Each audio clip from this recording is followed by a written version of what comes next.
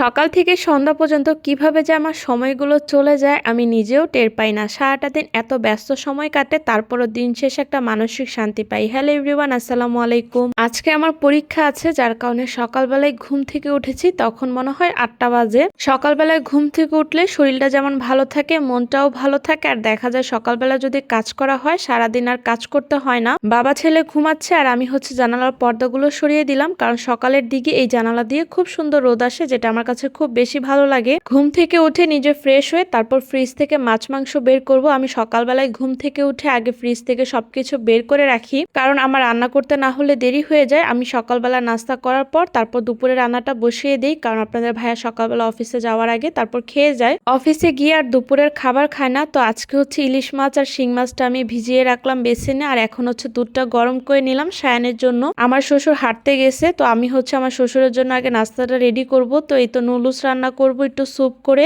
আমার শ্বশুর সুপি নুডলসটা অনেক বেশি পছন্দ করে। তারা বাবা ছেলে সকালবেলা একসাথেই ঘুম থেকে উঠে, যার কারণে নাস্তার আর কোনো ঝামেলা থাকে না। আমি আর আমার শ্বশুর খাই। বাবার জন্য সুপি নুডলসটা আগে বসিয়ে দিলাম। এখন চায়ে লিগারটা দিয়ে দিব। এখন বাবার জন্য ফ্লাক্সে করে গরম পানি করে রাখবো, কারণ আমার শ্বশুর আস্তে আস্তে পানিটা ঠান্ডা হয়ে যাবে। তাই সকাল থেকে রাত পর্যন্ত এত কাজ করি, তারপরে কেন জানি ক্লান্তি আসে না। সবকিছুর জন্য আলহামদুলিল্লাহ। বিয়ের পর মেয়ে মানুষের জীবনটা ঠিক এভাবেই পরিবর্তন হয়ে যায়। মেয়েরা সবকিছু সুন্দরভাবে মানিয়ে নিতে শিখে যায়। আমার শ্বশুরের ডায়াবেটিস, কিন্তু উনি 2 বেলা রুটি খেতে পারে না। বাবাকে রাতেই রুটি দেওয়া হয় আর সকালবেলা নুডলসটা দেওয়া হয়। আমার জন্য রুটি ভেজে নিলাম, সাথে ছিল মুরগির মাংস, নতুন আলু দিয়ে ঝোল, আর আমার জন্য চা বানিয়েছিলাম। সকালবেলায় মজার নাস্তা। তারপরে তো বারান্দায় একটু চলে আসলাম বাইরের ভিউটা দেখার জন্য। সকালটা কিন্তু আজকে খুব বেশি সুন্দর ছিল, একদম ঠান্ডাও না বেশি গরমও না, ভালোই রোদ ছিল। নাস্তা শেষ করে তারপর দুপুরে রান্না বান্না করতে চলে আসলাম। আজকে কোনো সবজি রান্না করব না, আমার শ্বশুরের জন্য একটু শিং মাছ ভুনা করব, তাকে শিং মাছটাই বসিয়ে দিলাম।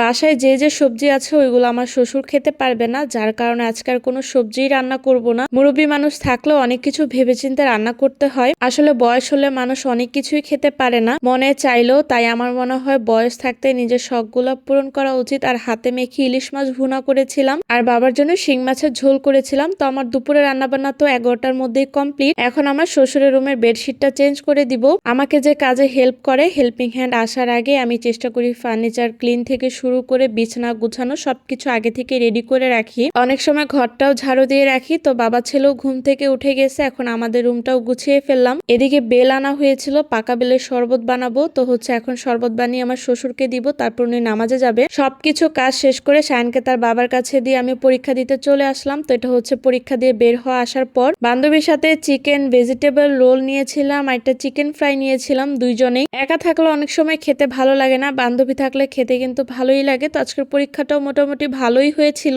তো এই ছিল আমার আজকে সারাদিনের একটা ডেইলি ব্লগ। আপনাদের কাছে কেমন লেগেছে অবশ্যই জানাবেন। আল্লাহ হাফেজ।